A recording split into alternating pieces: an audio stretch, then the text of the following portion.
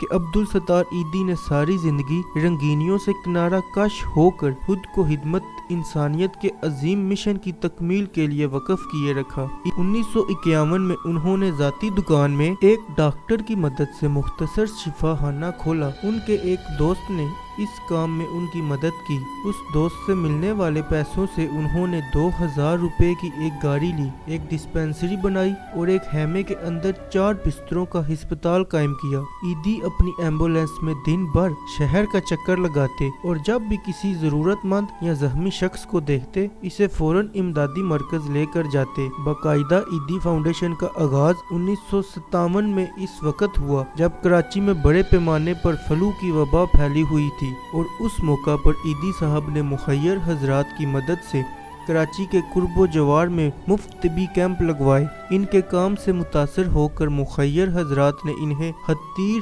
رقم کا عطیہ کیا، جسے دیانتداری سے استعمال کرتے ہوئے انہوں نے وہ پوری عمارت خرید لی جہاں ڈسپینسری قائم تھی۔ اسی عمارت میں انہوں نے ایک زچہ خانہ اور نرسوں کے لیے ایک تربیتی ادارہ قائم کیا۔ وہیں ان کی ملاقات نرس بلقیس سے ہوئی، جن سے انہوں نے 1965 میں شادی کر لی اور ان کے 2 بیٹے اور 2 بیٹیاں پیدا ہوئیں۔ اپنے فلاحی کاموں کا آغاز اس چھوٹے سے مکان سے کرنے والا ان کا ادارہ آج جنوبی ایشیا کے سب سے بڑے غیر ریاستی فلاحی اداروں میں سے ایک ہے، جس کے لیے انہوں نے کسی بھی لسانی اور مذہبی تفریق سے بالا تر ہو کر اپنے ہم وطنوں کی بے لوث خدمت کی اور اپنی پوری زندگی اس کام کے لیے وقف کر دی۔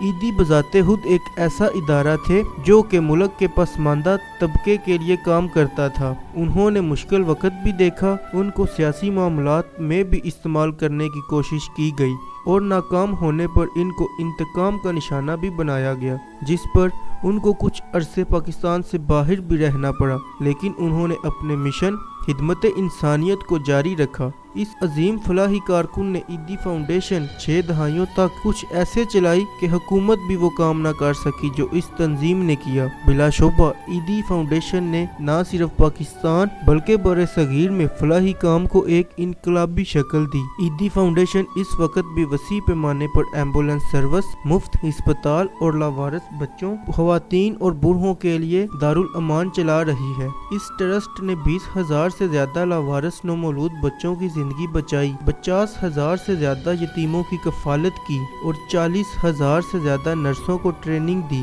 ملک کے چپے چپے میں ایدی ٹرسٹ کے کلینک، پناہ گاہیں، بزرگوں اور عورتوں کے لیے گھر اور ایسے ہی بے شمار منصوبے ملیں گے۔ کوئی حادثہ ہو، قدرتی آفات یا دھماکہ، چند منٹ بعد سائرن بجاتی اور تیزی سے موڑتی سفید سزوکی گاڑیاں جائے وقوع پر پہنچتی ہیں، جیسے کہ وہ اگلی گلی میں اسی واردات کا انتظار کر رہی تھی۔ تربیت یافتہ عملہ پھرتی سے اتر کر زخمیوں اور ہلاک ہونے والوں کو اس مہارت سے سٹریچر پر ڈال کر ایمبولینس میں منتقل کرتا ہے جیسے وہ سالہ سال سے بس یہی کام کرتے چلے آ رہے ہوں۔ بلا شبہ ایدی کی ذات پر جو اعتبار تھا وہ قوم نے کسی دوسرے کو نہ بخشا، کیونکہ انسانیت کے اس عظیم محسن نے ان گلی سری لاوارث لاشوں کو بھی اپنے ہاتھوں سے اٹھا کر دفن کیا جن کو ان کے وارثان بھی چھونے کو تیار نہ تھے۔ ان بچوں کو اس نے نئی زندگی دی جن کو کوڑے کے ڈھیر پر مرنے کے لیے پھینک دیا گیا تھا۔ بے شمار یتیم اور بے سہارا ان کے صدقے ایک نئی زندگی پا گئے۔ انسانیت کے بے لوث خدمت میں عالمی شہرت حاصل کرنے کے باوجود پاکستان کے اکثر سیاستدانوں اور انسانی حقوق کے کارکنوں کے برعکس ایدی نے سادگی سے زندگی گزاری، اور یہی وجہ ہے کہ عوام نے ان پر محبت اور چندوں کی بارش کی۔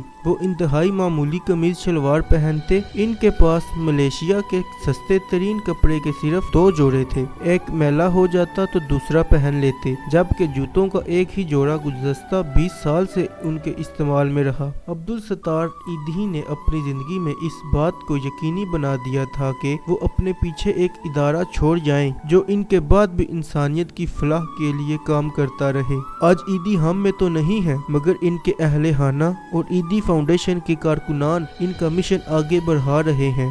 یہ موت کے بعد امر ہو جانے کی ایک علامت ہے۔ آج ایدی صاحب ہم میں تو نہیں، مگر ان کی عظیم خدمات کی بدولت ان کا نام پاکستان میں ہمیشہ زندہ رہے گا۔ سڑک پر چلتی ہوئی ہر ایدی ایمبولینس ہمیں ان کی یاد دلاتی رہے گی اور ہمارے دلوں سے ان کے لیے دعائیں نکلتی رہیں گی۔